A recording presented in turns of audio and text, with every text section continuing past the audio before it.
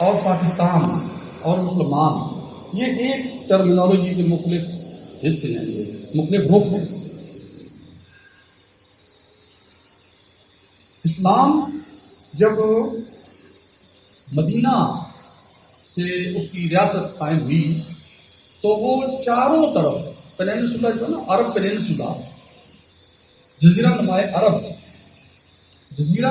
عرب کے چاروں طرف اسلام پھیلا، اور اس تیزی سے پھیلا کہ جو لوگ ہمارے ہسٹری پڑھتے ہیں ہم کو پتہ ہے کہ ہسٹری میں اس ایکسپینشن کی کوئی مثال، بالکل یہ یونیک اور بے مثل اور بے نظیر ایکسپینشن تھی جو نبی اکرم صلی اللہ علیہ وسلم کے ابھی زندہ تھے، وہ حیات تھے، وہ اس زمانے میں یہ ایکسپینشن شروع ہو گئی تھی، مدینہ سے نکل کے مکہ فتح ہو گیا۔ اس کے بعد پھر یہ مزید ایکسپینشن ہوتی چلی گئی، تو وہ عروج کا دور تھا۔ خالد بن ولید، ابو عبیدہ ابن الجراح، قتیبہ بن مسلم، خالد بن ولید، طارق بن زیاد، محمد بن قاسم اور عقبہ بن نافع، یہ سارے میں نام لے رہا ہوں، یہ وہ لوگ ہیں، وہ آرمی کمانڈر ہیں جنہوں نے اپنی جانیں دے کر، جانوں پہ کھیل کر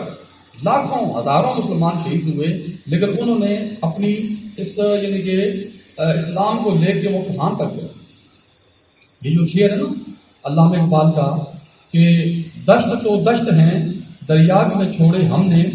بحر ظلمات میں دوڑا دیے گھوڑے ہم نے۔ سر یہ جو شعر ہے، یہ شعر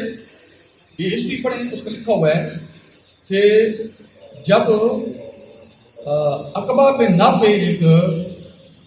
جنرل ہوئے ہیں، یہ سن 600 جب چل رہا تھا اس کے آخر میں یا 700 میں،